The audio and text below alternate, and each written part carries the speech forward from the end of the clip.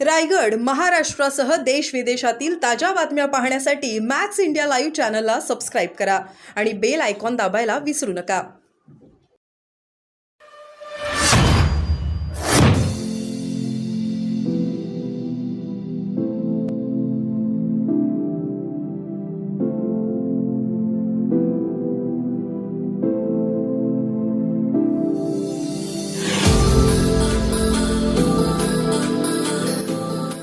मधले आहेत. हा गमतीचा भाग आहे.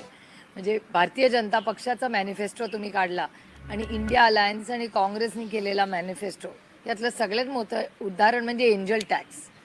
एंजल टॅक्सबद्दल ते काही बोलले नव्हते, पण काँग्रेस बोलली होती.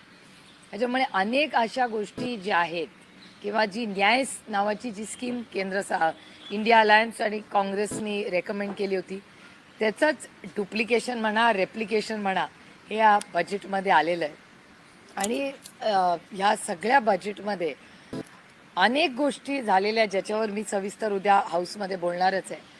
पण सगळ्यात गमतीची भाग आहे की कुठल्या राज्याला दिलं, कारण का हे देशाचं बजेट आहे, कुठल्या राज्याचं बजेट नाही. त्यामुळे देशाच्या बजेटकडून आमच्या अपेक्षा होत्या की प्रत्येक राज्याला समान अधिकार हा मिळाला पाहिजे. त्यामुळे आंध्र प्रदेश आणि बिहारला देण्याचं अजिबात दुःख नाही, तर त्यांचा प्रत्येक राज्याचा अधिकार आहे. पण महाराष्ट्रावर अन्याय काय, म्हणजे गमतीने खरं तर मला असं विचार आला की लाडकी बिहार, लाडकी आंध्र प्रदेश, फक्त परका महाराष्ट्र का, हा मला प्रश्न विचारायचा आहे या सरकार. महाराष्ट्राबद्दल या बजेटमध्ये अजूनही नेत्यांना उमगत नाहीये. काय झालंय? भाजपच्या शिवसेनेच्या नेत्यांना प्रतिक्रिया विचारलं तर ते अजूनही अभ्यास करतात.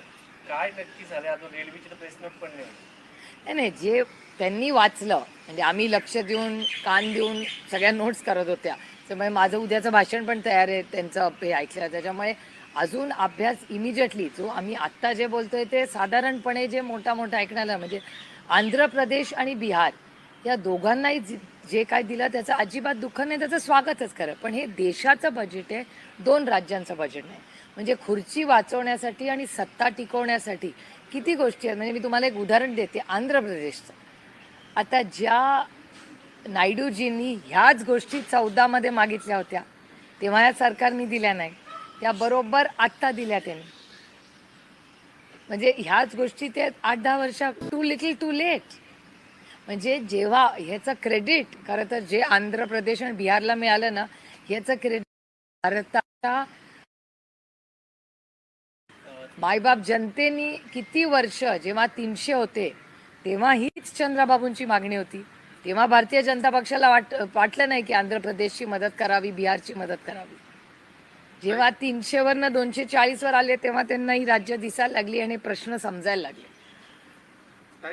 थोडक्यात असं म्हणायचं की मोदी सरकार आता चुकायला लागलंय किंवा मित्र पक्षांचं सलगी करायला लागले. या अगोदर ना झुकेगा असं टाईपचं त्यांचं वर्तन असायचं. एकतर आधी ते मोदी सरकार होतं, आता ते NDA सरकार झालेलं आहे. पण त्या NDA मध्ये बरेच मित्रपक्ष आहेत. आता महाराष्ट्रातले पण 2 गट आहेत ना, तिथे 2 आहेत ना, त्यांनाही आपण विचारलं पाहिजे. माझी भेट नाही झाली दुर्दैवानी त्यांच्या खासदारांची.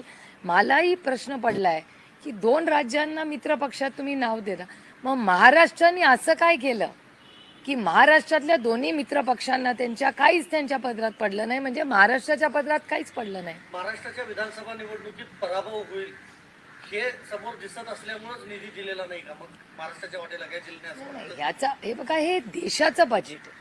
मला ते खरंच खूप हलक्याने पण घ्यायचं नाही, कारण काय देशाचं बजेट आहे. भारत सरकार म्हणजे मोठा भाऊ आहे प्रत्येक राज्याचा. आणि फक्त महाराष्ट्र कशाला, अनेक राज्य आहे ज्यांना काहीच नाही. ही 2 सोडून, म्हणजे आता जे त्यांनी लुक ईस्ट म्हणून जे बनवलेलं आहे त्याच्यात पण क्वांटिफाय काय केलंय.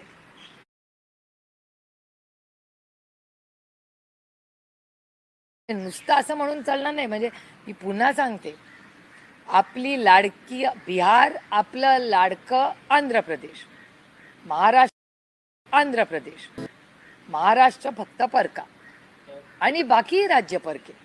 काही एक प्रश्न असा आहे की सर्वसामान्य नागरिकांना एक अपेक्षा होती की इन्कम टॅक्स मध्ये कदाचित सूट मिळेल, कारण एका बाजूला महागाई वाढते, दुसऱ्या बाजूला तोच टॅक्स पेअर पण आहे.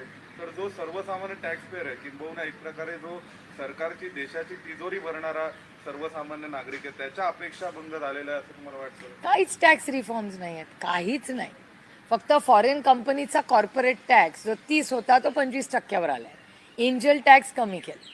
हे सोडून ज्या काँग्रेसच्याच कमिटमेंट्स होत्या ना, त्याच्यामुळे नवीन इनोव्हेटिव्ह काहीच नाही आहे या बजेटमध्ये. काही कृषी क्षेत्रातला 2019-20चा जर वाटा बघितला तर साधारण 5.5% होता. आता जर पाहिलं तर 3%वरती होता. फार्मर्स इन्कम आम्ही करणार, मग 50% होत नाही कारण का कॉस्ट पण वरती गेली आहे. त्याचा हिशोब कोण करणार? हे सगळं क्वांटिफायच होत नाही. आणि सगळ्यात महत्त्वाचं आणि आश्चर्यजनक गोष्ट जी मला खूप खटकली या बजेटमध्ये, land reforms. Land is a state subject, राज्याचा विषय आहे जमिनी.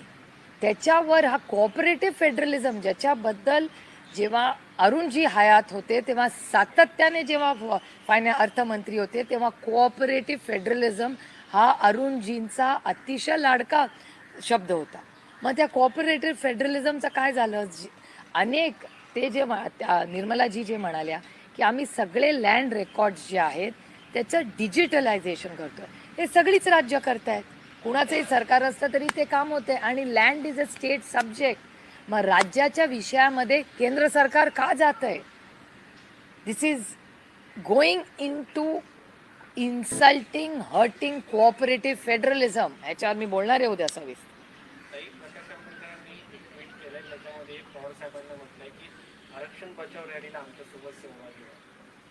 तो आंबेडकरजी आणि आदरणीय पवार साहेबांच्या अंतर्गत प्रश्न आहे, मी कसं काय बोलतो?